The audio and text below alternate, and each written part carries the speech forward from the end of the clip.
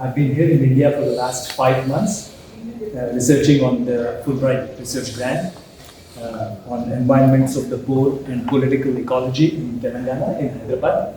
And it was a happenstance that I happened to meet Professor Purushottam Reddy Garu through Mr. V.V. Subbarao. We had several occasions where I met with him at the Center for Cultural Resources and Training. I have met him at other venues.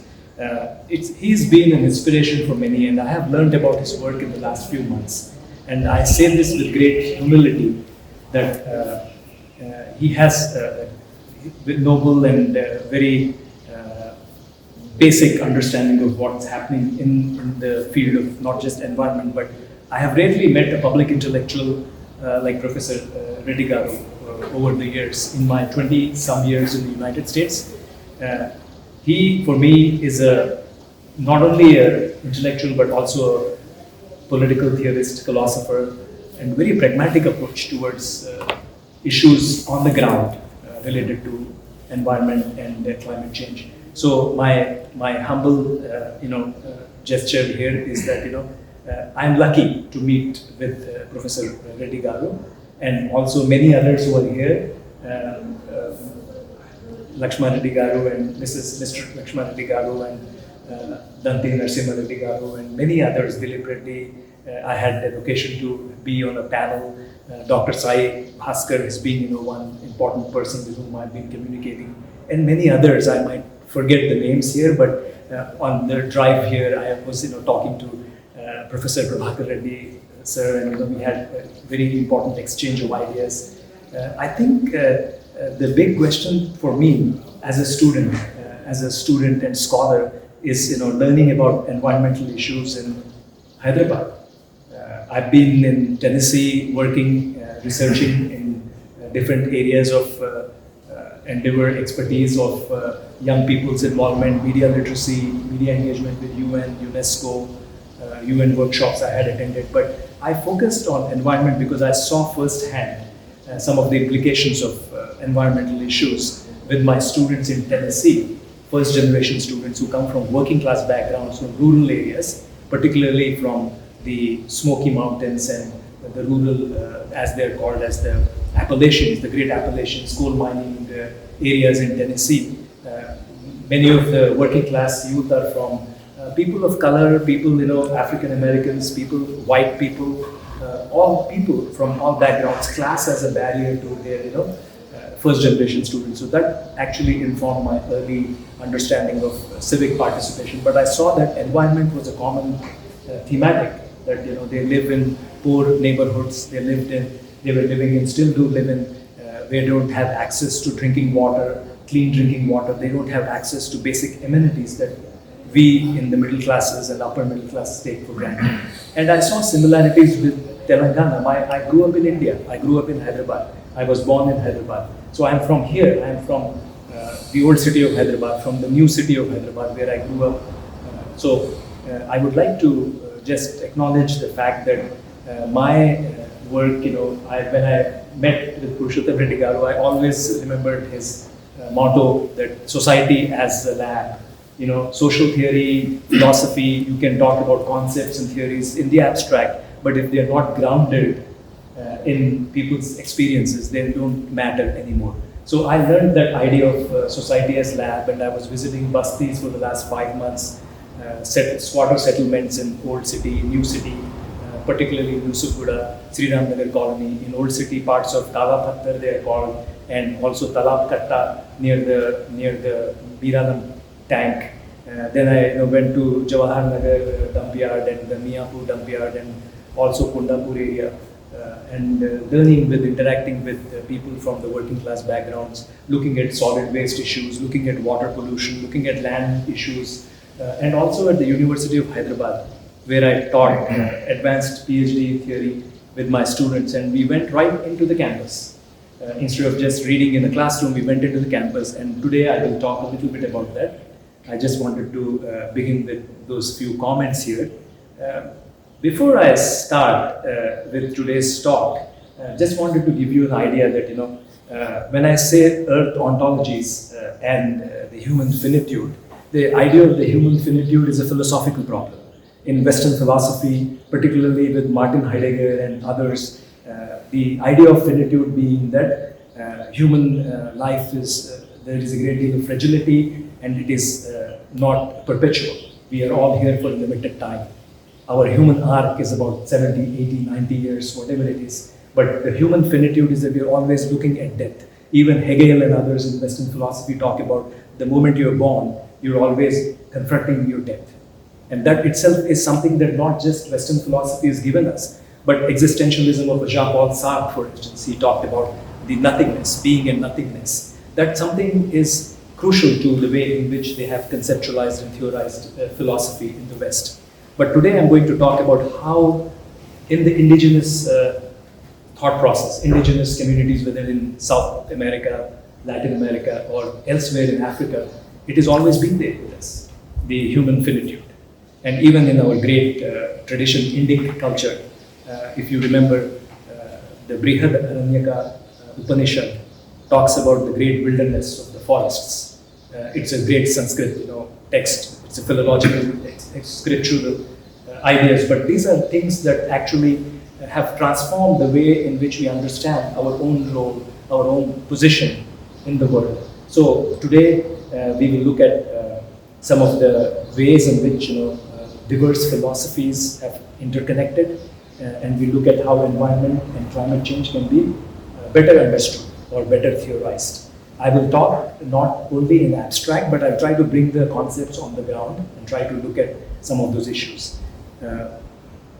I grew up when my dad passed away when I was 9 years old, and I remember that he was a Arya Samajist. He would talk about some of the Upanishads and more of in a way of not the ritual view of religion, but more of a contemporary, the Adhunik. He would always remember, as a kid, I would remember that he would say that you need to connect the Adhunik, don't talk about the past so much. So the idea of Swami Dayanand Saraswati's, he imbibed in him, but I was always an agnostic.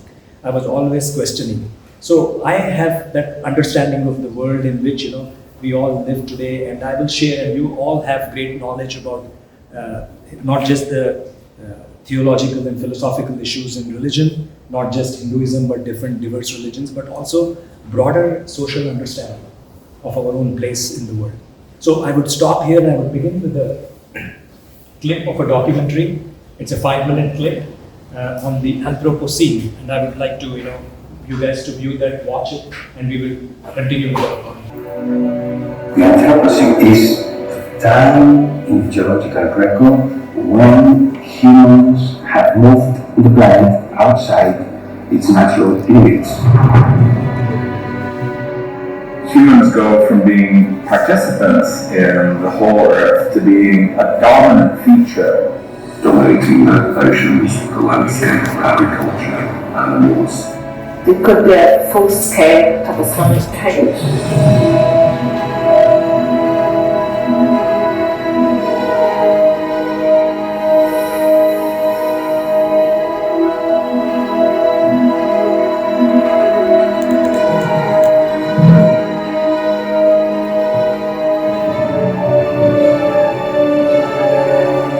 We have not a way to get back. We live now in a different world.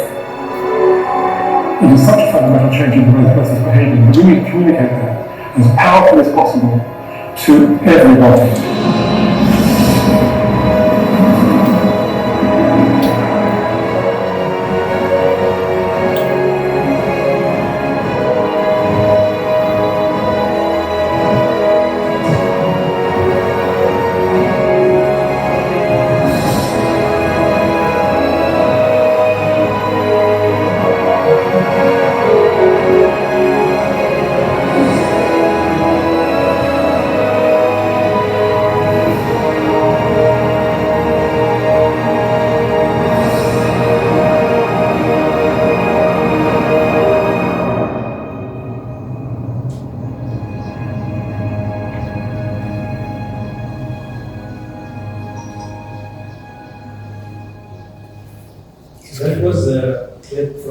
trailer called The Anthropocene and Human Epoch that was released a few years back.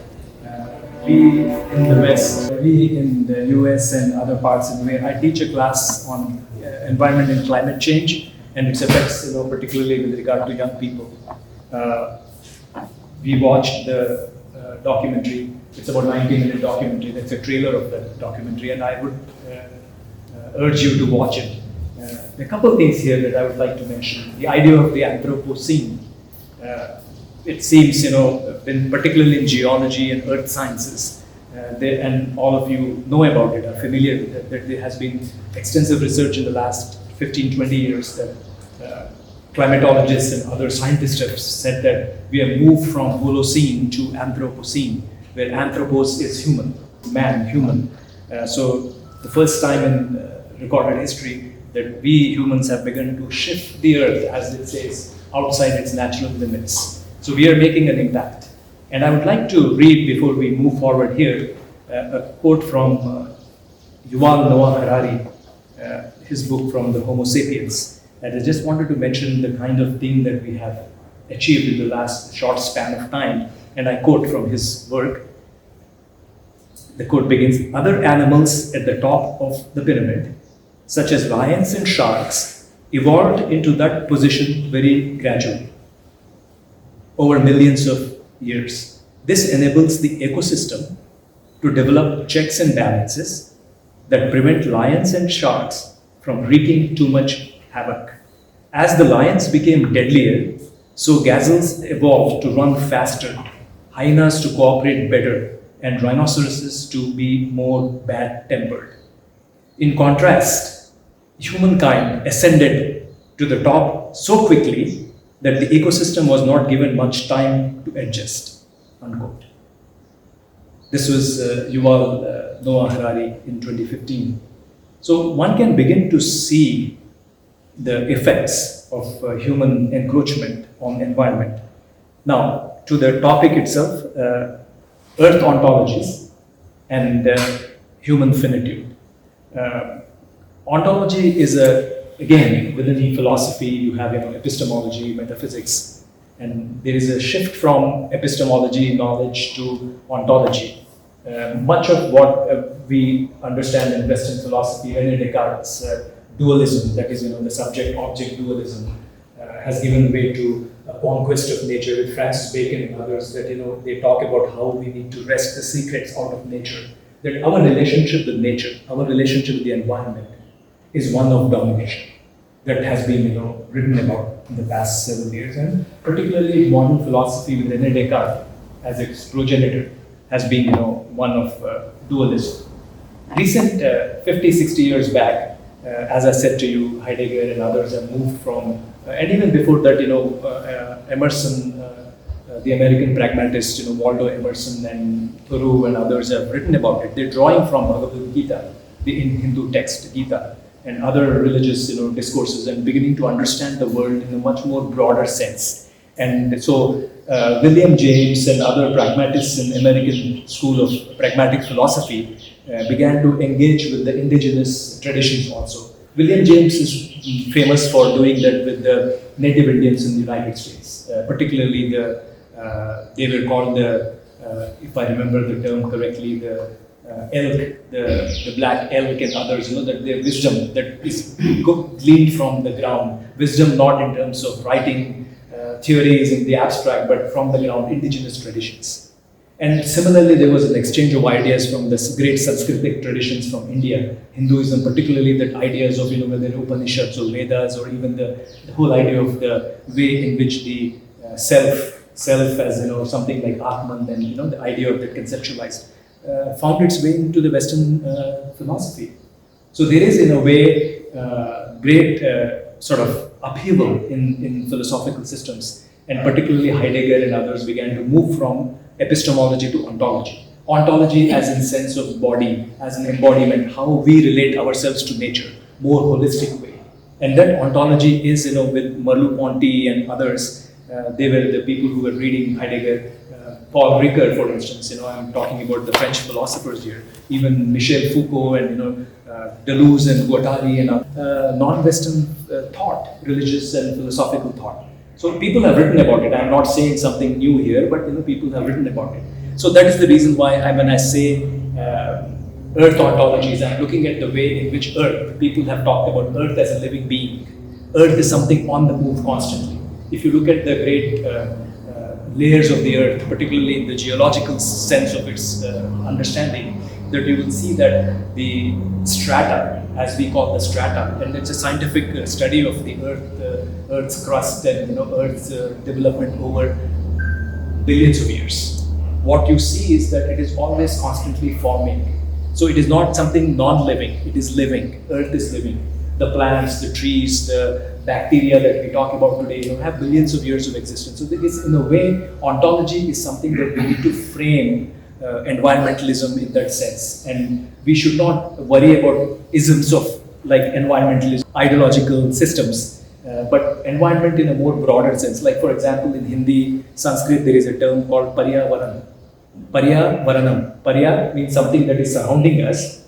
We are all surrounded by the environment, which is environing us, and also we are embedded within that. So we talk about the natural environment, the social environment. So you need to have a broader, holistic way of approaching it.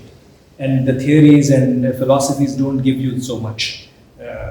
You may have concepts and ideas, but really want to engage with that, you have to do that. That's why we talk about, how we can sort of connect with the ground, where we bring students and bring people and, look at the natural setting, look at the rocks and other kinds of things that are part of the landscape, both above the ground and underneath the ground. So you all heard of James Lovelock, and this is a beautiful Earth Center here. I came here for the first time, and while I was driving here, I was amazed at the beauty of my own land, our own land. It's a beautiful place, Kadthal, and as we were driving in, I saw the rocks, and I was beginning to think about, Elizabeth Pominelli wrote a piece called, journal article called, a book later, there's an Australian scholar called Do Rocks Listen? Do Rocks Listen? They have a sense of understanding of the world. Just think about the way in which the rocks are looking at us. And rocks carry ages of history with them. History in a long geological sense. So James Lovelock, he passed away in 2022. The Gaia Hypothesis, the book that he wrote with the brilliant American biologist Lynn Margulis, called the Gaia Hypothesis. Gaia, as in the Greek, the mother goddess, and in English also mater is also like related to mother. So you can see that it's more of a holistic sense, not as epistemology, but as an ontology, or in the plural ontologies. So for instance, what did James Lovelock tell us? He told us that the earth is a self-regulating system maintained by communities of living organisms, which Yuval Noah Harari talks about in his brilliant book, The Homo Sapiens, and also our own text, the Brihad Aranyaka or the Chandogya, talks about it in the theoretical concepts within Hindu philosophy. The idea of the Atman and the afterlife and all of those concepts, which are rich and generative concepts to really think about the way we can talk about environment. Now, I'm just moving a little bit here between, to connect with the ontology and the human finitude. Antonio Damasio, the Portuguese neuroscientist, talked about how even the single-celled creatures, the bacteria that lived on the planet, even much before us, millions and billions of years back, they didn't have a well-developed nervous system, but they do have a sense of understanding. They would move from one point in space to the other. Hence the geography, media, and environment. I will also talk about the whole idea of geography.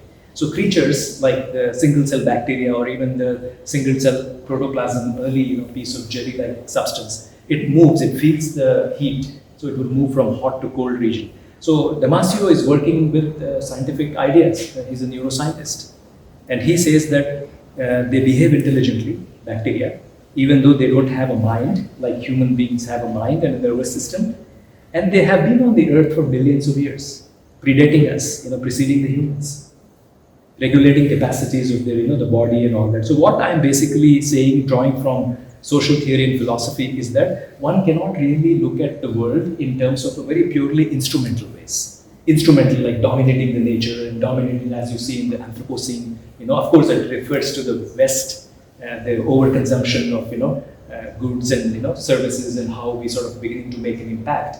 But even in a place like Telangana, for instance, the development that is happening, in 5 months I've been here, I saw that there is a great pressure on land, on water, two crucial elements that sustain life, and the way we have monetized it, and the way in which we have actually degraded our landscapes, degraded our natural environment. So Antonio Damasio talks about that. And also recent scholarship by Nakul Deshpande from University of California, Berkeley, and other places talks about how the dirt, the sand parts, the dirt inside the ground always is throbbing with life, always on the move. And it actually, he has shown through research, it's there online, you can read it, it's, that it is something that even if you look at the world around us, thinking that it is a non-living part of the landscape, there is something, life is already there. So we cannot divide living and non-living in the dualistic sense of a Descartes, but we want to understand it in a more holistic way. And that would be the idea of the earth ontologies. Earth as something that is moving. Now, media and geography. I could have said geology instead of geography, because geology is what the field has given us the idea of the Anthropocene, and there's a lot of research that is being done in the field of geology today, that in the name of the earth sciences, they're called the earth systems. So my approach would be that not to look at disciplines in the as silos, but disciplines in a broader perspective, like anthropology, political science, philosophy, sociology, geology, all of these, and sciences, and the social sciences have a common program. You need to have a transdisciplinary approach. That is the reason why UNESCO and UN has begun to really look at a transdisciplinary perspective on environment and climate change. These are not just mere words. People like Manuel de Landa talks about 1,000 years of non-linear history. He says the mineralization of the world, the minerals that are in the ground, we were all minerals at one point of time or the other. He says, actually there is a term here, he says we are walking minerals, walking and talking minerals. Life is a kind of a higher order minerality. Elizabeth Gross talks about it, and she recalls Lynn Margulis. I talked about the Gaia Hypothesis with James Lovelock and others who were looking at the Russian geochemist Vladimir Vernadsky, who said that we, as quoting him, we are all walking, talking minerals. Or in the words of Povinelli, we were also rocks and sediments before we settled into this mode of existence. So it is not new, meaning we talk about that in the Western philosophy, but it is there in the indigenous traditions of thought, thousands of years back. Native Indian traditions in Americas. When I say Americas, not just North America, but also Mexico, South America, but also in the great traditions of the Indic culture, of the great tradition of the Persians in the Middle East, or the Far East, the Chinese traditions. We have more of a holistic approach. And how do we reclaim that? It's not just a mere shift from epistemology to ontology, but what you are doing here, my little understanding of the Center for Council for Green Revolution and also the Eastern Ghats that I read, Professor Reddy gave me the book, I was reading that with great interest. I was looking up the website of the Earth Center last couple of days. What you all are doing, I think, and this morning I appreciate your, although you had a first formal meeting, but I was allowed to sit there and listen to you all. It is remarkable that you are envisioning that and developing that. I remember years back at the Rachel Carson Center in Boston, they have similar. Rachel Carson Center is actually more inclined towards having the research and with people getting PhDs and master's students to do research, basic research in the sense of live research, going and meeting the communities, pretty much what we all do here, you all do here, in terms of meeting with the communities, with the farmers, with the working class youth, children and young people, and interacting with them and trying to build knowledge by doing things. In Tennessee, I had my son go to a school called the Farm School, which had in Summertown, Tennessee, where they imbibe ideas of Mahatma Gandhi, of other religious leaders, MLK, Martin Luther King, and others, and they imbibe that spirit of doing things on the ground, living together in cooperatives, not really having a certain relationship with property, Property relationships are built into the American ethos, like John Locke and others, talk about property as a key way of individualism, extreme individualism. Highly, extremely hyper-individualism leads to that kind of a capitalism that is detrimental to nature. That's why somebody else mentioned that we are not just in an age of Anthropocene, they said we are in an age of a Capitalocene. Fossil fuels began, right? Fossil fuels in 1700s. So Timothy Mitchell and others wrote a book called Carbon Democracy. Carbon Democracy. It's a fascinating book. If you read that, you will get some insights. We don't read books, right? Just to sort of from top down, but we try to engage with them at our own levels. So what I'm saying is that the Earth Center here could be a great example for not just to follow through or look like the Rachel Carson, but to build interconnections with the scientific community. Rachel Carson Center does that with the sciences, National Institute of Health in the United States, NIH, National Science Foundation, NSF, Center for Disease Control in Atlanta. They have programs for young scholars at the master's level itself, and even for high schools to popularize science, to make science popular as a way in which to understand the world, and through scientific know-how and knowledge, genuine science, understanding that, and also building social theory and humanities into it, and to approach the world in a very pragmatic way, in a holistic way. And I think what Delanda and I mentioned Elizabeth Povinelli, Mahatma Gandhi is a great example also in that sense. The idea of Swaraj and his concepts, which are gleaned from, in some way or the other, all of us are influenced by the Gita and other texts, other religious texts, not just Hindus but also among other communities who live in India, Muslims and Christians and Zoroastrians and Sikhs and others, whatever religious denomination we come from. There is a great deal to learn from. That is why recently Amitav Ghosh wrote the book called The Nutmeg's Curse. In that book he mentioned, and even before that, The Grain Derangement, Climate Change and the Unthinkable, he mentioned that we need to connect with the religious institutions, religious organizations also, to disseminate ideas of climate change, effects of climate on all of us here. Media itself here, I would conclude with a few comments here. I would like to enjoy your conversation with Q&A, question and answers and dialogue, rather than speak here. I want to mention that media itself, recently I went to the University of Hyderabad. We did 3 weeks of intense reading with students, PhD students. Then I went with them on the ground. We visited the campus, 2,000 plus, 2,800 acres of land, University of Hyderabad. We went with our cell phones and we visited the place and we talked about geomedia. There's a theory called geomedia, ecomedia. There are other kinds of people who are writing about it, and we looked at the ground. We talked about the way in which the flora and the fauna in the University of Hyderabad is affected by effluents that are flowing in from the outside, chemicals that from the Telangana Medical School is coming in from the Institute of Business into the no man's land into University of Hyderabad, and how the land also has been land grabbing in certain parts of the University of Hyderabad. So you can see the degradation of the environment, and trying to build in the students not just a philosophical understanding, but to look at the environment in its broader perspective. So we went and looked at the peacocks, we looked at the deer, the insects, the birds, all of that, and we sort of documented, we spoke to each other, we engaged with a kind of a collaboration there, exercise there, and we took the school, the classroom outside into the nature. And that was an excellent understanding of how both the professor and the students learn. I learned a great deal from my students, and they understand. My student was from Balagonda, Balakrishna. He's talked about fluorine and how fluoride has affected his family. And another student from Kerala, he was talking about a whole host of issues in Kerala, and we engaged with it. I was learning from them, they were learning from the books, and we were trying to understand the world in a better way. So we talked about the ontologies of the earth ontologies there, and we tried to shift the focus there. So that's, I think, the nature of the things that you guys will be doing here.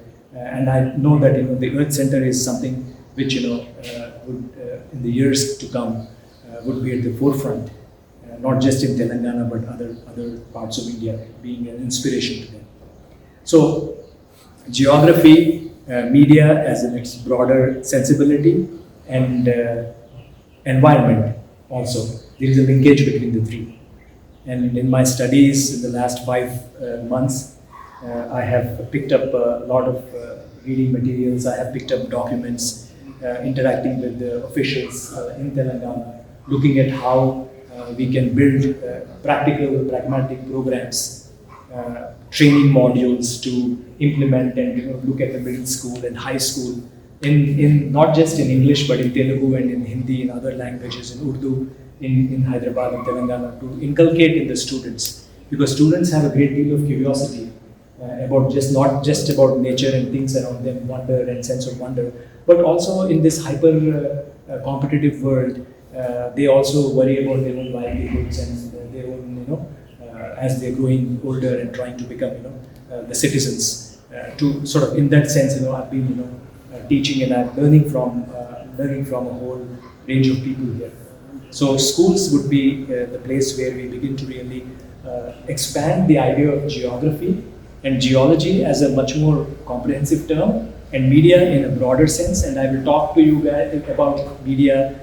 If you have any Q&A sessions, we will have a dialogue, and environment also in its broader sensibility. So I think with that I would like to conclude, but I would like to mention one thing about this whole idea of the cell phone itself. Already people have looked at digital media, and we have all interesting ideas about things digital, right? But this cell phone itself is connected with the earth minerals, right? Meaning very rare earth minerals are there. There is a lot of labor that has gone into it. Child labor, for instance, e-waste and digital waste, all of that goes into this. This is not just, I tell my students, this is not something that you will to use as a user engagement, participation, and young people involved in all kinds of social networking sites, privatized corporate social networking sites. The other day I mentioned the same. These are neither social nor they are media. The social networking sites, the Facebooks, the Snapchats, the Twitters, the Instagrams. So the digital artifact that we have in our hands is in fact a bundle of contradictions. It is in some sense of a deep time of the planet. They talk about the deep time now, not the time of our human time, right? Our clock time. Deep time is the time of geology. It's over billions of years. The earth that formed here in Deccan, there's a theory called the Deccan Traps, you might have read about it, Deccan Traps, that 65 million years back, there were 4 huge volcanic eruptions in the Deccan, the place where we are today, from the plateau, from the eastern western Ghats to Krishna, Godavari, and down Satara and Mumbai and much of Telangana. That the earth, that crust of the earth that formed and joined together is made of the basalt rocks. The basalt rocks are the crust of the earth, the rocks that we find today in Telangana. And these are not just mute, they are alive. The rocks around here, they're alive, they're speaking to us. And we don't know their language, but they know, they have seen the witness to the degradation of the environment from the human encroachment. So the digital materials, they have history of labor and political economy that is connected with the deep time of the planet.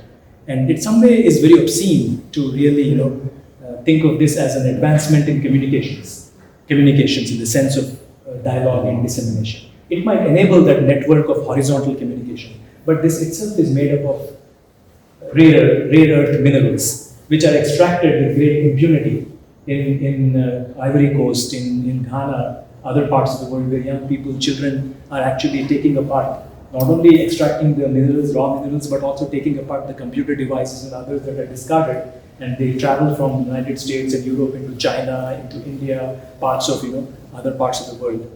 So there is that sensibility in which, we talk about devices of media as enabling us, which are not, in some senses, these are actually causing more damage to the environment as we speak today. If you measure, the other day, I listened to Dr. Reddy's talk on the Sahaja Vanurula presentation, that he said that GDP, you need to begin measuring the GDP in terms of climate effect on climate and climate change and all that. We need to first measure the impact of media, all media, the energy that is expenditure of energy that goes into this particular media, the effects on the environment, the toxic elements, the effects on people's lives, all of that you need to sort of incorporate in our studies. So media, in that sense, I am referring to here is not just the institutions of broadcasting and digital media, but also media in the broader sense, the petri dish as a media, in the bacteria that is forming, the earth as a media. The earth is the greatest medium of all. Isaac Newton began to talk about medium theory, Newton, and before that philologists like Leo Spitzer and others talked about it. So media, for me, is a broader understanding, both organic. It will also include institutions of broadcasting, but we need to be careful as to how we apply the term, because it means a lot. The rock itself, there's a lot that is happening in nature. The creatures that are there under the rock. There is a philosopher called Albert Whitehead. He says that the rock is prehending. When we say we are apprehending, the rock is prehending. Prehending in the sense that there is a rock there and there is a little squirrel that goes and sits on the rock. The squirrel is not coveting. The squirrel is just waiting and trying to eat its little fruit, and it will run away to its play. But we human beings are always in some ways coveting something. We are sort of desirous creatures. We desire something more than our satisfaction of the basic needs. So I think in the end, what I would like to suggest is that in the spirit of Earth Center and the CGRI and also the GRACE, the organization that we have here, I would be delighted to be part of it, and I would want to continue my journey and also learn from you all, and also have students perhaps from the US come visit here, and students from our own Telangana region, Hyderabad region, learn from each other and try to build a more holistic understanding of climate and environment. Thank you so much, I appreciate it. They go to the GS school, journalism school, without a bachelor's or at least an intermediate degree in science, and they report on issues of climate change and environment. So there is a dire need, and that is the reason why they are proposing now this whole idea of the science journalism. Before you really want to report on environment and climate change, you would need to have young people, students with a scientific mindset, sensibility, so they can report better. Last week, 2 weeks back, I was interviewing in Hyderabad. There is a journalist, science journalist called Sahana Ghosh from India. She reports for some online magazine and journal called Monga Bay. Monga Bay is a US-based young guy who started as a startup. Monga Bay is an island in Mauritius, the name, and he talked about wetlands and riparian laws in the US, and that has become global now. They report from different parts of the world. So she's associated with the Monga Bay and also the online forum, I forget the name of it, which is quite popular in India, that they publish the work, and she reports a whole host of issues from Telangana to other parts of the world. And there is a great young, and she won the UN award for the young woman in the sciences, in science journalism. I would connect that with the Earth Center later. We can have those linkages also, because we will have people, high schoolers who are interested in science, and right here in our backyard in Kadthal village, Kadthal district here, that we can have students who can imbibe the spirit of scientific mindset and understanding and looking at their own lives, own issues in their own neighborhoods, in their communities. So to your question, I think there is a great dearth of scientific journalism courses in US and elsewhere. So with one more question, I will finish here. I would like to share my thought with you. We are thinking that to organize a capsule course here for the local journalists as far as environment consciousness is concerned. Will it work? We would like to educate them, as you are saying that even in America, that is a big lacuna with understanding scientific basis for their writings. Without knowing that, many people are coming. Here that is phenomenal. So that's why we would like to organize a course like 1 week course or fortnight course for the journalists. Will it work? It will work. It should work. It will work if we have groups of experts from different domains, and we have because for me the question is important question is that children, our own children and young people, they are actually on many of these devices in some way or the other. They are always consuming the media in some way or the other. When I say consuming, not as passive spectators, but they will video game, even without intention. with intention. So in the UNESCO 3 years back, I was part of a panel of experts. We said media and information literacy has to be introduced at a younger age for children because they are growing up with the tablets. In US and Europe, they give them as babysitters, like the iPads and tablets and all. So the television has moved away from television. Earlier, it used to be television. So children are now engrossed in that, and there are cognitive effects on children. You know, people say that they're multitasking, but I feel that there is plenty of research which shows that neurosciences have shown that it affects the mind of the young child, focusing on certain things. You know, attention spans have decreased. So on the whole, there is a gain in some ways in the networks, the build new networks if you do it very carefully. But overall, young people are greatly, exposed to this. So we can channel that. So, for instance, I would say if you have a capsule program here at the Earth Center for journalism course at a high school, in US, in Tennessee, we see young people in 9th grade and 10th grade, they're already writing newspaper articles and they are connecting with their communities, local communities, citizen journalism or something, they are writing about it and they're talking about it. Publishing, it's when you publish something, it's a beauty, the pleasure of that for young mind, young child is something beautiful to see that his or her work is shared with others. And so that if you can inculcate, I'm not saying that we want to convert all children into journalists, but there is a sensibility in which we can become active citizens. And so if we have something built into that in a broader, holistic way, we can begin to approach the issue and have more people pick up skills. And who knows, meaning, for me, I had a bachelor's in science. I have a biology, chemistry and physics. BSc Chesanadi, BSc Chesan Tarvata, I went to social sciences and humanities. But always at the end of the day, I feel proud about it because I know I learn a lot. And Professor Reddy Garu, he also had a science background. He was from medicine, he shifted to, and Divya, engineering. So we all have that cognitive skills and all that. So young people, I think, if you can broaden the scientific horizon, knowledge, and build journalism not as something as a negative word, as a negative term, we can build that, but not focus so much on journalism, but on a public engagement and consciousness raising.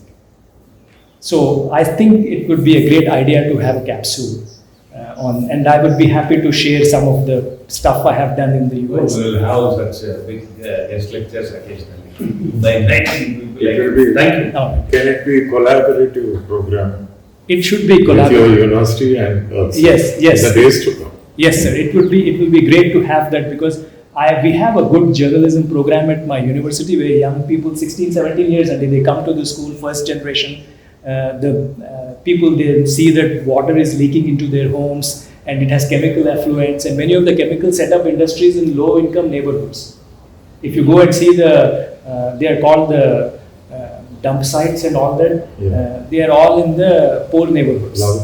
Love Canal is in New York, but also the whole Louisiana. This is called the Cancer Alley. All the petrochemical complexes on the Louisiana coast, on the coastline. It has destroyed the natural system there, ecosystem, but also has affected not just the deep time, but the time. If I was a child, it affects me, my cognitive ability, my IQ is down. People have studied the impact of lead on children's brain development, fetal development.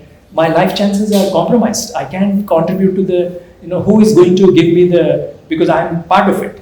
So in our own life course, about 50, 60, 70 years, we are affecting the young people. We are in some ways, causing damage.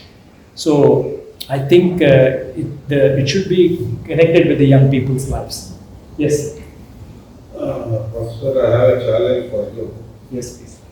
I might be going tangential because you might have explained, but when you are describing ontology, I think you agree that Western ontology is different from traditional society ontology, what they look at Earth.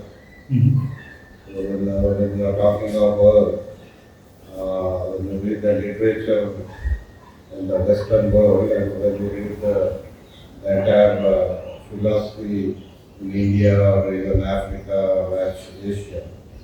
So So they are completely different. So when you are saying in media, I think one example is when you are taking media, you explain that the rocks, the water, or whatever you are looking at it as a media. So I think that's coming from Western ontology. Because in India or in a traditional society, we see it as a resource, not as a media. So when we are saying resource, there is an inherent sustainability or the cyclical nature of that resource. And when you are talking of media, I think it's coming from Anthropocene approach where you think, okay, this media is useful for me now, and down the line it can be dirty or it can be something else. I am not bothered because for me it's a media. So I think the challenge is I don't want to look at the natural resources as a media rather as a resource. So that's the challenge I want you to reflect on. Okay. Great question. I am not suggesting that because first of all, I would say that it is not correct to distinguish between West and non-West. అంటే మీరు ఇప్పుడు categories like West and non-West, if you say. No, it is there. I tell you, if you look at the Christian theology, on which the entire Western society is developed. But then conquering nature is, that's ultimate evolution of the society and civilization. And then life is like that.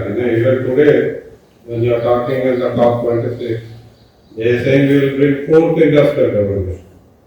So, and what is the basis of that belief? It's based on that how they can overcome even this, weather which is increasing the temperature, earth temperature. So they think they can capture the carbon from the atmosphere and reduce that factor of increasing the temperature. Christian theology. So it's different. That's why the conflict which we are seeing in COP now, which is increasingly becoming visible because there, since 1995, it is increasingly becoming visible because the impact of those consequences are being faced by this traditional society. So right now, when New Zealand court says they want to look at river as a human being, again they brought it down to a anthropo level rather than to a natural level which is not still in our conquer. So there is a vast difference. I don't think I would say. Yeah, I agree with you, but what I'm saying is that that we should not divide in terms of the West and non-West, because it's again a question. You are right in the sense that it is a Western theology, particularly the Judeo-Christian tradition that is outlined, where the water is seen as something that there is a whole conquest, like what you're describing is the carbon capture, back into the carbon capture, and there are carbon taxes and all that. That is all geoengineering. మీరు geoengineering చేసి you cannot control the world. You can have big projects of. There is one solution that people offer. It's called technocentric, technology-centric climate change ఉన్నాయండి. World Bank కూడా చేస్తుంది అది. UN is also proposing that. First of all, in 1992, the Dublin Convention on Sustainability, the first water was a social good. It became an economic good. Water became an economic good. That is a problem there. One is agreeing to that. Also in Ecuador and Bolivia and all that, they have something called water rights, and water is like treated as human being, element of land and water and all that, which are, I think we need to embrace those things, that where we need to move away from the capital neoliberal capitalist framing of the problem, which begins with the Friedrich Hayek. Friedrich Hayek is the guy who began with the whole idea of there is no society, social responsibility ledu, we have the hyper individualism adanta chesaru. So to that point, I agree with Dr. Narasimha Reddy that it is a Western conception of that. I am not saying that there is a critique of Anthropos also, Anthropocene. The critique is that people say that it is the capitalocene. We need to focus on the capitalism. We need to focus on how we are damaging it. Not just the capitalism, also there is the Marxist idea of the accumulation by dispossession. David Harvey Chappellati, Political Economy, Accumulation by Dispossession. Your dispossession of lands of poor people, the farmers, the agriculturists. They are writing new kinds of, under the auspices of WTO or the GATT, new instruments of financialization. It's called accumulation by financialization. Financial ideas, customary law in Africa is gone, and you have huge swaths of land. Even Harvard University has hedge funds into that in Africa that they have. You can read that, it's all available. Thousands of hectares of land of the African farmer, they appropriate through the local elite and all that, the petty bourgeoisie they are called, in the Ghana, in Somalia and other parts, and they're growing groundnut, they're growing those crops which are more of a fossil fuel based crops, and they're extracting the resources. So it's called extractivism. Extractivism until that is happening. In India, it is happening under the garb of land grabs with the government, hand in hand with the market, with the private corporations and all that. So, to your point, what I'm saying is that I am aware of the different epistemologies, knowledge systems that have formed the understanding of the world. World is complex. You can't say that Anthropos is the way to approach the world. Anthropos is one from so many other propositions. But within Western philosophy, they have appropriated, they have taken over some of the ideas. They put German school undi, German school of philology, Max Muller and all, we read about Max Muller. But there are others like Hutton and others who is geology, theories of geology, Lyle and others, who have built the whole edifice of their program based on, I'm not saying that they are plagiarizing or that, but the Sanskritic tradition, the literature from the indigenous communities and all that is built into that. It is there in a way, but it is kind of operating within the rubric of the Western science. Western science also is a hegemonic enterprise. Ippudu Ashish Nandi, Shiva Vishwanatham, Vaidyanathan, all they are talking about the people science. People science, and it should be on the ground. If you go to Kadthal and all, if you go and sit with them, they know how to grow the seeds, what kind of seeds. If you go and talk to Vandana Shiva, she will provide a kind of a way in which to say food sovereignty. Ante manamu what we are growing in our own backyard. We don't want Monsanto, we don't want. So what I'm saying is that there are so different ways of understanding the world, but we should not discard the West. When I say West, not in a singular, because if you see UNFCCC, the global policies on climate change are all incorporating Western ideas. That's the reason why there is something called the third world international TWAIL, it is called, third world approaches to international law. Until Professor Chimney, Professor Upendra Bakshi, many people in the third world, in Africa, other parts of the world, they have built a structure of the law, international law, that is more in tune with the African customary law, law in the South Asia, where they are trying to figure out that you don't want the United States and the corporations of the world to dominate, and that is what is happening in Conference of Parties. They will give you space for some others also, but mostly it is dominated by the private entities. Yes, Professor Sanjay, can you please share your understanding on analysis, if any, about the preferences by American media, whether it is electronic media or print media, on social aspects like environment, forestation, wildlife protection, or creating awareness about health and nutrition in terms of quality and quantity. And also, if any, since you are in US in the last 2 decades, and you're a product of University of Hyderabad, do you have any comparative analysis between American media and Indian media in these terms?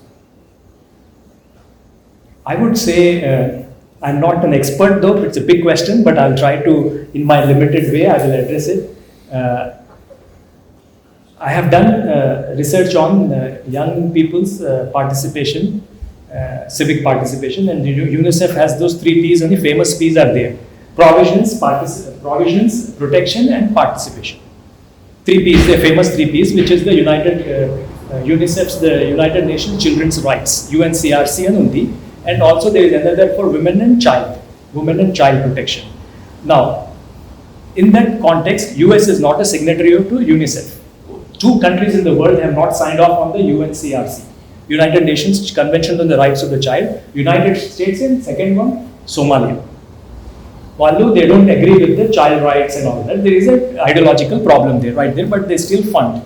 United States Senate funds a lot of money there, but they are not in tune with the Rockefeller Foundation and others, or all the foundations are there in some way or the other, trying to mitigate the well-being of child well-being and all that. And in the US, you have what is called as the National Institute of Health, NIH, which is gives billions of dollars to big schools, Johns Hopkins University, Health, and then you have Georgetown University in DC, many places, even public universities get funding for looking at the well-being of and they have done that. You cannot, I can criticize them on a certain US government, but for the people of color, African Americans, why are people, black African Americans, not receiving health, well-being of their health issue? They are indicators that they are the ones who are most affected. It's called the SES, socio-economic status, SES category. Developmental economics have been in the forefront also. They have measured those things. So the heart disease or the other lifestyle diseases and other diseases of nutrition and to the children and young people, in the US you find that there is a glaring example that is a lack in the people of color. Among the white it is better, much better. In Telangana, in Hyderabad, I have looked at some of the NIN materials and also I have not found much in terms of the national Delhi, but there are some sporadic reports are there about the lack of better nutrition and other kinds of things which are needed for the children in Telangana, in Hyderabad. But I have not looked at the comparative studies, but there is a lack of, and today I was talking to Professor Reddy also, that only 1% GDP is allocated for the well-being of the children, the social protection. They don't even give, even 1% is nothing. But if they increase it by another percent, it will be so easy for NIN to get the funding and to really do on the ground work. You have like in UNICEF, unfortunately they come and do studies in Andhra Pradesh at the time. They did studies on vitamin A deficiency. Ippudu mana daggara you don't have food, but vitamin A deficiency antaru vallu. You don't give pills for that. You have to understand that our children here, they need basic food. Basic grains, they have the grains like roti, dal and rice and all that. So, but the RCTs, there are a lot of random control tests are done by the pharmaceutical companies in Andhra Pradesh in the gross violation of the human, the control of by making people participate in the poor people usually are the scapegoats. That study has been done by NIN and some other agencies have done that. But what we require in India, in Telangana, is that a more scientific, robust approach to children and young mothers in the rural areas. Particularly, I don't have any knowledge, but rural areas. When I come to the rural areas, it is a very different world. I'm trying to understand because I just lack any understanding of that. I will know that I grew up in a Basti in Hyderabad, so I know that Basti and my interactions, and I am learning from people around and all that. Society as a lab. That is giving me sensibility of that. But immediately what stands out to me is that there is a lack of infrastructure for the policies and programs on the ground. From the media point of view, I am asking you a question specifically. Since we are from communication journalism, how media prioritizing social aspects in America in terms of, for example, devoting space in print media, that is newspapers or magazines, airspace in television, electronic media. Do you have any understanding about this? Ledandi. This mainstream media will not cover. Only my students my students do assignments. Some of the assignments get published in local journals in my hometown. In Akkada, they publish the work. And 2 or 3 times the mainstream media picked up from there because there is a society for southern journalists. They have published on the effects of that landfills. They are called landfills. They are called dump yards. Landfills in their own neighborhoods. Water that is affecting the young person's life chances, and so he is reporting and he's going there and talking to some local experts and figuring out, and he's writing or she's writing, and that itself is I think for us is a valuable part of journalism. But mainstream media is irresponsible. Only they might cover big disasters. If there is a flooding that recently there was a big flooding in Kentucky, 16 people died, it was a flash flood. And all the working class poor people, houses destroyed, and the governor will come and he will bring some funds and the FEMA will come and then that's it. After a while, everybody forgets. So it is similar story because mainstream media is controlled by the fossil fuel petrochemical complex in US. Mostly, some concepts are mostly metaphysical in the sense. Okay. If you talk about the climate change and the sensitized to the students, maybe in the schools, maybe in the colleges, the approach is one is the fear complexion. If you continue no more human life exists, so that we have to protect this. Another is the religious aspect, where religious sees sacredness of the nature, isn't it? Whatever you say, rocks and whatever it is. Some sacredness is there, you have to attack it, some godliness actually. That is one sort of approach. The third is the scientific approach. Whatever, if it happens, whether plants are life, whether rocks are life. If you write a concept, these rocks will speak to us. If we really write it in the textbooks, a lot of approval will come. People see that you cannot establish a scientific basis for such type of content in the schools. So how do you feel, how we sensitize the children in a correct perspective on the climate change and its impacts? How do you feel? Great question, Andy. So there is a body of research which says that plants are sentient beings. Plants, let's take the idea that plants breathe out oxygen, take in carbon dioxide. It is a process of photosynthesis. Photosynthesis, without plants there won't be life anyway on the planet. Now, it doesn't take rocket science to understand. Basic scientific concepts are there. Now, somebody says rocks have, listen to us, rocks have a certain way in which they are prehending. It is more of a kind of a philosophical argument, but also pragmatic. Like, for instance, a piece of rock could be, for instance, for me, as you said, it's a sacred gift of nature. One can say that. Our relationship with the rocks and plants has become more instrumental. By instrumental, which I mean, is more Descartesian. Ante ipudu rock, we have to exploit the nature resources. Sahaja vanulu we are taking, as Purushottam Reddy garu is saying, guttal potunnayi. Ante ipudu you cannot have that relationship because that there will be consequences. Yes. It might not be cause and effect immediately, but it will have a certain deleterious effect. On rightly, we are seeing that temperatures are risen by 1 to 2 degrees, and there is a causal link between what human activity is in. It may not be so much in this part of certain parts of Telangana. People say that yes, people, rural, working class, poor people, they don't even consume. Only the middle class, bourgeois middle class, they have so many shopping complexes, all the Ratnadeeps and all, and మీరు పోయి చూడండి, so much trash you take out, all the packaging ఉంటుంది, అంతా ఉంటుంది, that all you take out, that is you are causing the damage. So what I am saying is that you can connect our consumption patterns, you can connect the way in which what you are giving in and how much you are taking out, and people have done that. There is an argument that people say that Greta Thunberg is saying that we have to stop. Ante Greta Thunberg counter argument ఏంటంటే you guys have done that for so many years. You have to pay, accountability has to be there. You have to give billions of dollars because India is expanding like crazy. India is booming despite the fact that we are in inflation right now. But India, Vietnam, Brazil, these parts of the world are going to expand like crazy. It will have an effect on the climate. But so the US and Europe cannot tell us what to do.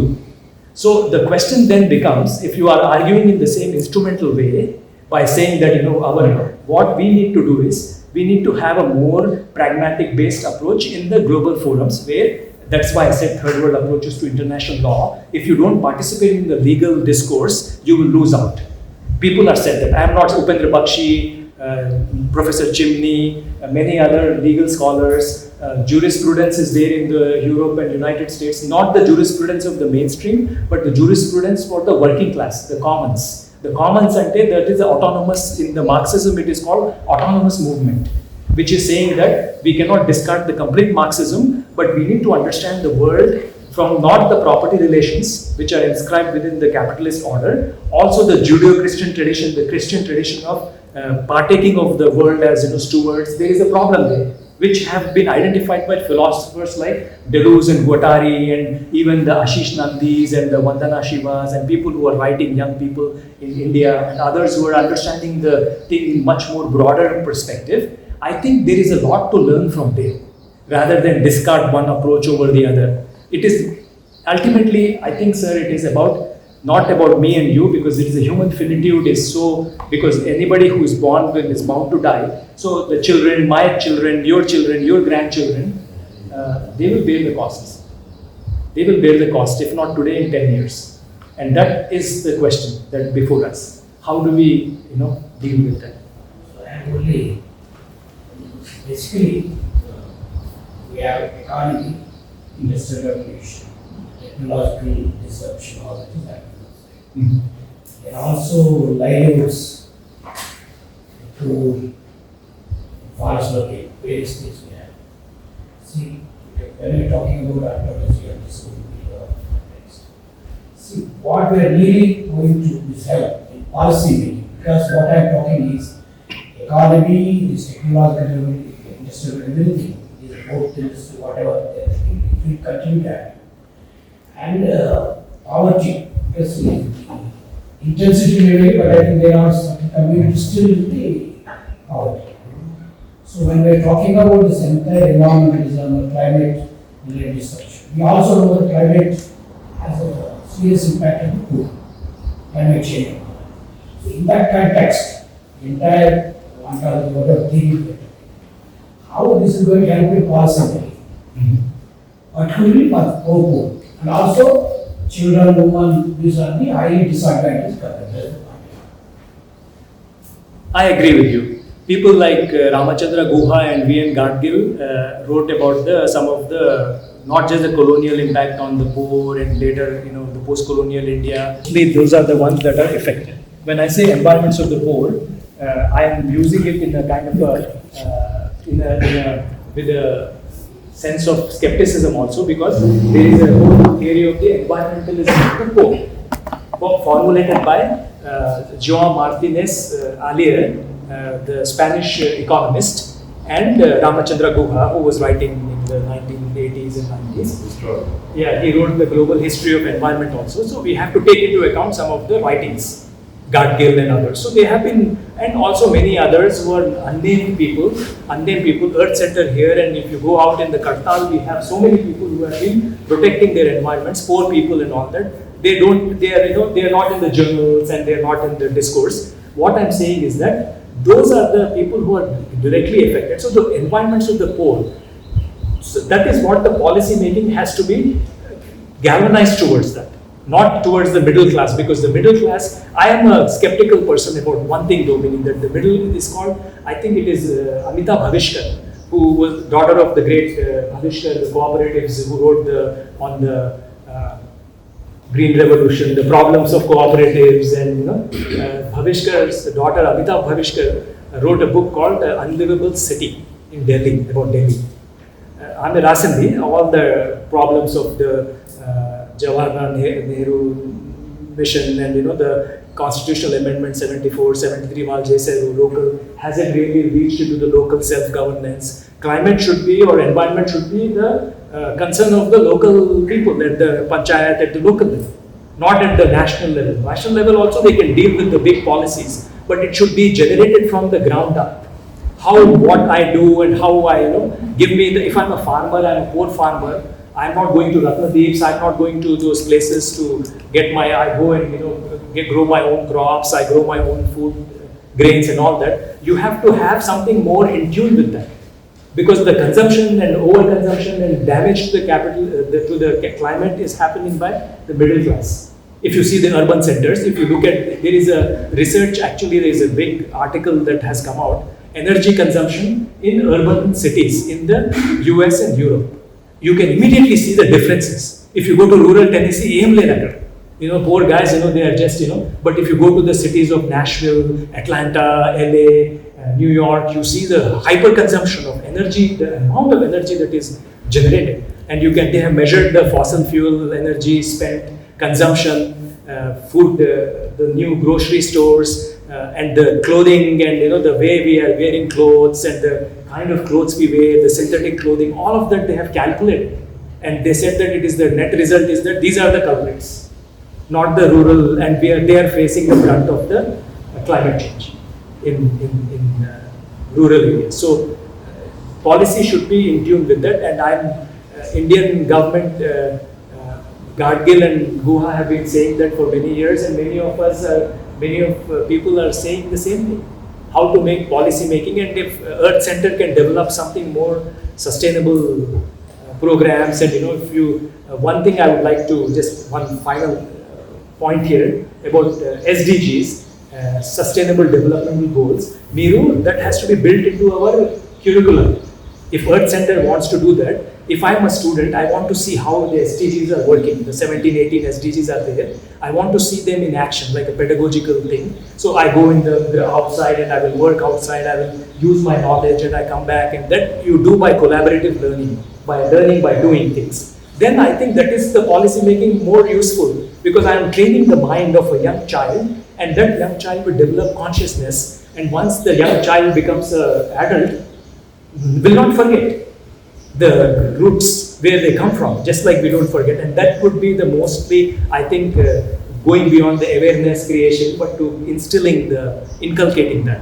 And SDGs are the great way to develop programs, concrete programs, not just speaking from books and writing articles and all, but just by doing things. Yeah, I think Dr. Upendra Reddy is already working on that. Yes. In this very place, we 2 days intensively we worked on that, what you said just before. Lovely. Yeah, I have a question. Professor, your talk is very interesting and thought-provoking, and it makes me to raise a simple doubt rather than getting clarity. If I'm right, you have been working with children and youngsters for quite some time, and you are doing some research since 5 months or 4 months in Telangana also. As you know, the well-being of children is determined by 3 broad sets of factors. One is the demographics, labor markets, and the third one is government policy, which gets translated into family, markets, and state. By chance, have you been able to look at the intersectionalities between these 3 in your research in the last few months? Because the impact of climate change on children, especially during pandemic situation and other situations, it is really horrible, terrible. And by chance, have you been able to see the impact of environment on children from the perspective of intersectionality? Yes, I looked at a couple other things also, well-being also. Anganwadi, I visited a few Anganwadi in Bastis, and some Basti Dawakhanas are there. The government has opened some Dawakhanas, they are called. I visited those. First of all, it's a very sample is small. 2 Bastis in the old city, south of Musi. 2 Bastil andi ikkada Yusuf Guda in the north new city area, and 2 Bastis in the Kondapur one, and also the Miapur in the east-west expansion of the 3 areas I am dividing actually, because this is a new expansion. This is more of a high volume of capital and all in the high-tech city and all that. So what I see is that disparities are there between old city, it's a complex zone, old city and new city, which is Abbots, Ramkoti and Nalakunta, Vidyanagar, all those areas. What I saw was many of the children in the Bastis, their parents are working in the informal sector. Ante ippudu we say informal sector, but it is a precarious sector. The jobs are, I'm interacting with the Uber drivers and auto rickshaw drivers, and they are telling me the things, and I'm interacting with the Basti also. But sometimes some people from the Basti are coming up and they're questioning me. But as a Hyderabadi, as a person from here, I speak to them. I don't ask simple, stupid questions, because you don't go there and start talking. You need to first blend in and talk to them nicely, and they will give me tea. I drink their tea, we chat, and just like. So what I found was that from some in the Miapur area, they are from Kurnool. The poor people are from Kurnool. They have Aadhaar cards. I don't know where they got from, and they are protected by some people, and they are exploited by both the picking up the trash from. They are doing the sorting by hand actually. They are right in front of the dirt and all that, but very horrible working conditions. And that mother is holding a baby in that thing, because they have to live. And there is a domestic violence, there are a lot of things are there, I cannot find all that. But as a male person, I'm going on the field, you cannot do a lot there, but with my interactions, I found that they are in the squatter settlements and but those are precarious homes, shelter homes. They are pressure from the local community. One NGO was there, Basti Vikas and something, there was a Yusukuda. That guy was coming and trying to help and all. But I'm just interacting with them. But all I could get was some basic information from Anganwadi. They said that they get from cholera, diarrhea, those kind of diseases they get, and Dawakhan also. But those people said that they're not functioning well and they have problems and all that. So the informal working conditions, the labor market, they are not even in the labor market. These are poor people. Second is the issue of protection, social protections. There is no protection except that the protection is by the political local dada or somebody who will try to protect them. And the other protection is Aadhaar card. Because that, if I were them, I would, because I grew up in Basti, if I were there, I would also hold on to that, because that's my only way because I have to worry about my son and my daughter and my wife.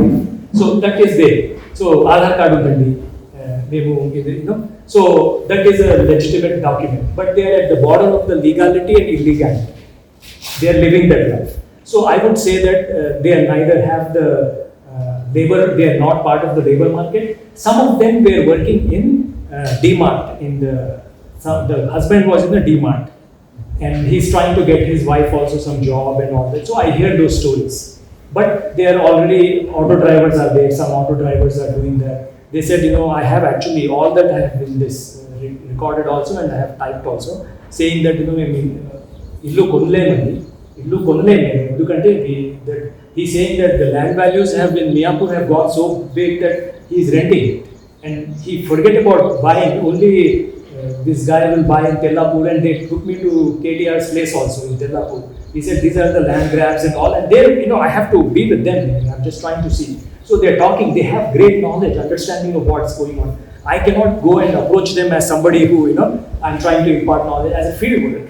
Field work has its own disadvantages as a male and as a, but to your point, there is no social protection. And the informal nature of the economy puts them at a greater risk of well-being, health issues.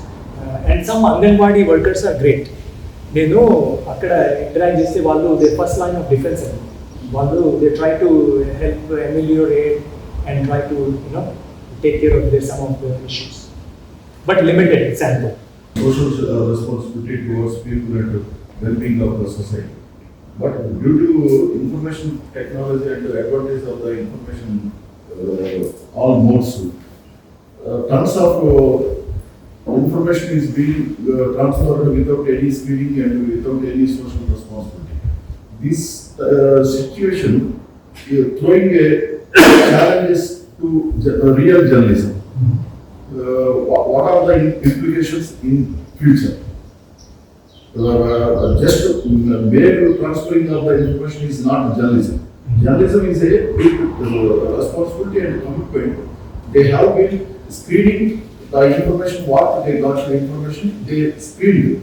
Then they will transfer it to the people by print media or electronic media. But nowadays, so much lot of information without screening, transferring. Use garbage input and output. Yes. That's why, being a journalism faculty, international university, what are the implications based on this situation? Great question. I think my own knowledge of the field, and I am not a journalist. I did work in All India Radio, Yupani English ikkada, Hyderabad. I covered stories in local beats lo ONM, covered interviewing doctors. I interviewed Noam Chomsky, who was visiting long back in 93, 94. So, let me say this though. 1970s though, the other day at Jayapalati Foundation, I was talking about it briefly, but I didn't get enough scope there. There was the debate in 1970s called the New World Information Communication Order.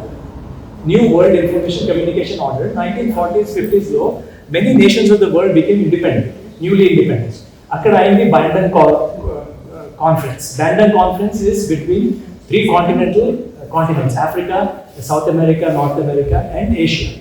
And Nehru was the leading player there, and Tito and Joseph and Nasser.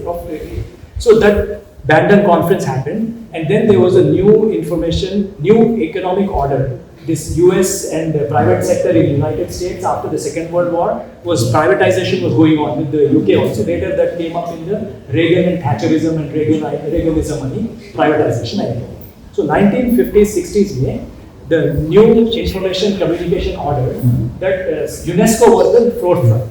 Many of the scholars, many of the people like us, journalists, they said that it should be journalism should be social responsibility of the press. United States में 1950s में there was a program, it's called the report of the Hutchins Committee report in 1947 with Judo Chelli. Akkada corporate libertarianism dominated. Corporate libertarianism, particularly Zachary Shafi, William Hawking was a great American philosopher. He said social responsibility of the press is important, but they discarded that because the economic ideas were in play there. So the privatization has already happened. So their notion of freedom and free speech was mostly market-based, marketplace of ideas and all that. Third world countries have the right to communicate. It is our right to communicate. African scholars, Asian scholars, and South American scholars. But in UNESCO, they were very great debates. They were called the Shah McBride Report, 1984. But after 85, US went out of UNESCO. They came out of UNESCO. The UK also did not fund it because of the ideological reasons. And then they shifted, the private players became more assertive and they shifted to ITU, International Telecommunication Union. Everything was technical now. Internet standards, ICANN, DNS, the network and all, networking and all, controlled by the private corporations. So the whole idea of the social responsibility of the press went outside the thing. India, the freedom movement, freedom struggle, journalism was high quality journalism, freedom movement, press, newspapers and all that. But after 70s and 80s and 90s, complete domination by the World Bank and the Washington Consensus, it is called in the literature. Washington Consensus means through World Bank you get structural adjustments and all of that. They messed up the world. And the journalism became more privatized. In the US, it was controlled by the petrochemical complex. Today also they control it. And in India also, as according to Purushottam Reddy Garu, it's LPG, like the liberalization, privatization and globalization, which is a very deadly combination, that everything is privatized. So the private media today is more caste-based in Telangana. If you look at it, is casteist, also based on private interests, and they don't even report. There is no social responsibility, but you will find some alternative media, independent media only, where in some blogs and some places you can still do good journalism. But unfortunately, our information becomes so crowded out that a lot of disinformation undi. Akkada, people, because journalism means facticity, based on objectivity, based on certain criteria of values, journalistic values. You report all sides of the story. You cannot take an ideological slant in it. All those are gone today. And people actually, the other day they said to me in University of Hyderabad, we asked the question, do you want to pursue journalism? Very few people are even thinking of becoming a journalist. Forget about that. They want to go into the content writers and to the content writers for Deloitte, and they said they will come back afterwards, but they are scared of journalism because the field itself is shrinking. So to your point that we are in journalism is under assault. US also, you saw that Trump and all that destroyed. People were punching journalists in their public political gatherings. So it has become, and journalists face the wrath in Duterte, in Philippines, and in India, sedition laws are there. You just cannot practice the skills that are required to report about issues. So it is sad. Professor, we also you briefly mentioned in between your answer to some of the questions. Where you have the lack of proper communication. We can't cause the deficiency of the vitamin. That is the meaning. with the same concept, if we apply, the people so-called developed Western society, policymakers are arguing in the COP, the international environmental discussions. Third world and other countries are contributing to climate change and also destroying nature. They were imposing the rules to implement taking care of the nature. They have done their part those days after the second industrial revolution, etc., etc. And you know that we are very close to the Mississippi River, where you know that there's a huge industrialization took place and spoiled the river, and they regenerated somehow because they are rich now. But how do they expect that things to be happening in the third world countries? That's our, this everybody's knows question. The question was known to everybody.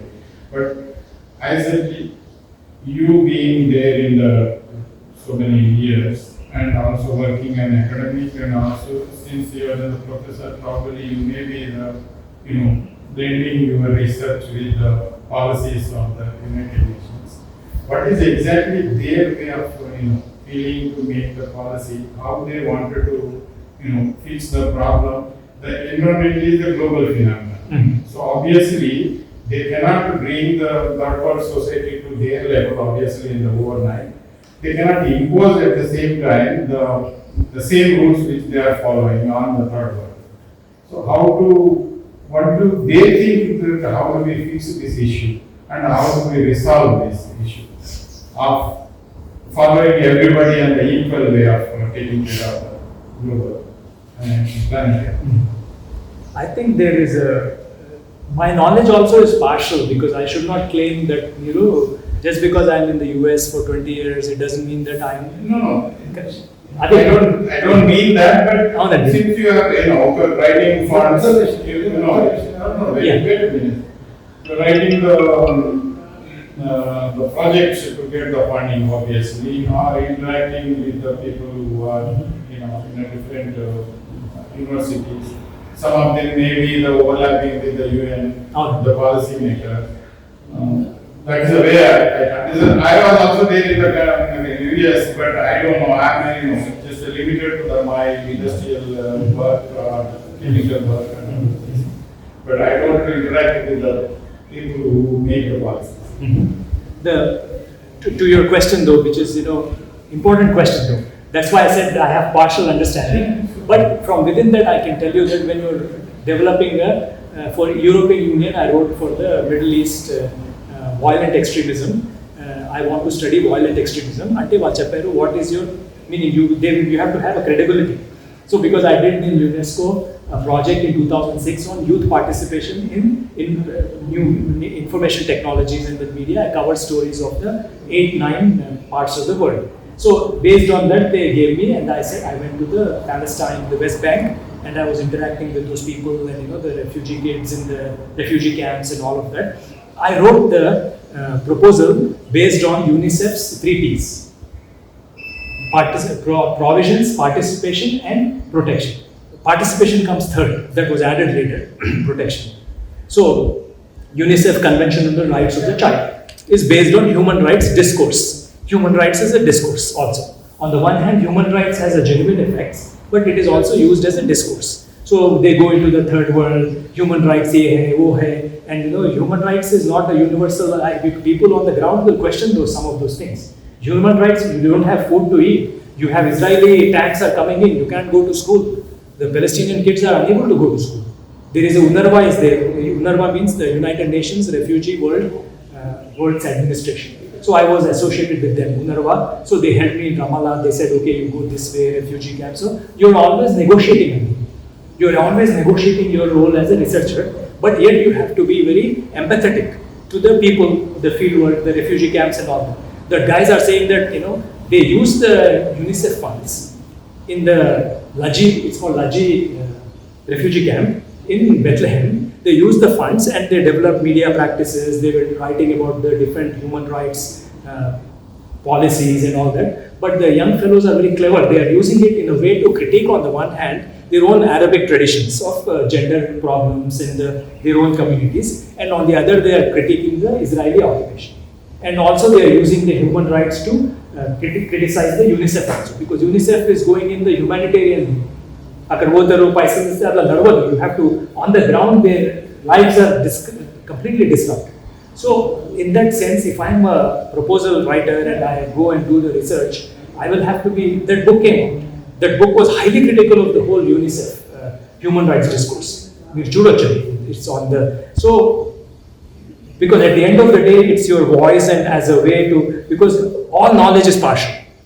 All knowledge is partial. You cannot claim to have a complete understanding of the situation. So, in that relational way of looking at the world, you are being very honest to yourself, and your role as a researcher should be upfront. You should put it in the paper right there, and you are doing ethnography or field work, and you write about that, you examine the policies, you examine the lives of the children. In the 9 months I was there on the camp, on the ground, and then you write about what's happening when the water issues came up. That is the reason why, when I was doing youth participation and all that, one thing that stood out to me was that these guys are facing water problems. By the Israelis are not releasing waters, they are cutting out the water, the land is becoming less and less for them to live in the land. So it is an issue of land. It is called the settler colonialism, expanding by demographic expansion. Demographics are used as a way to control people. Until they first of all, they negative. They use the negative, like Arabs are bad, Muslims are barbaric. All those tropes are big. Those are tropes, meaning Edward Said and others have written about it. Nobody is bad.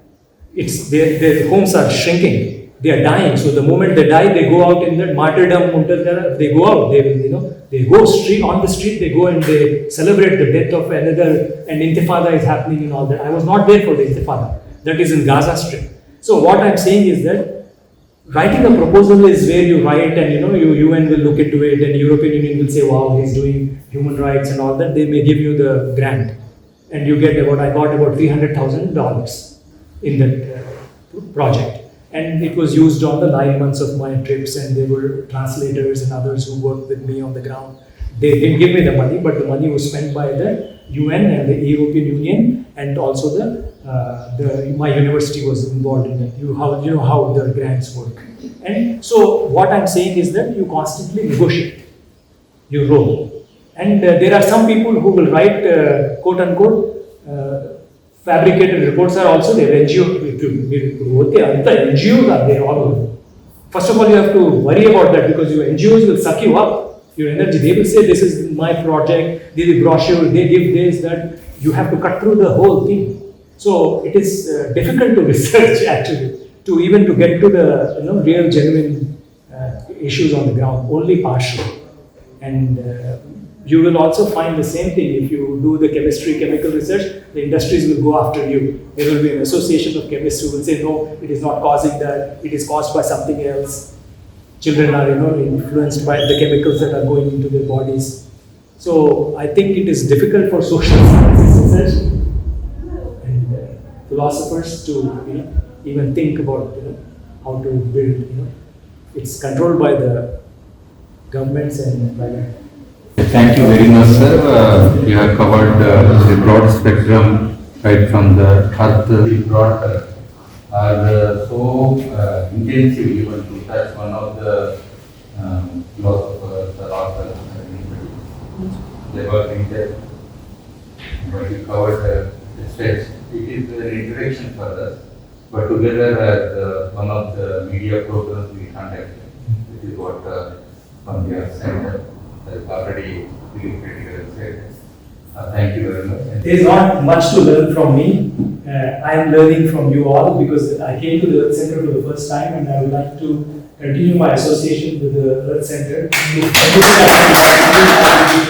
One thing I want to tell you, though, whatever I spoke today, I will create a very simple file, and I will put all the links, and so, because knowledge should always be, so I will put the links and all. You can have it on the Earth Center, and we can continue the conversation. But it's an honor to be here and to talk to you and engage with you.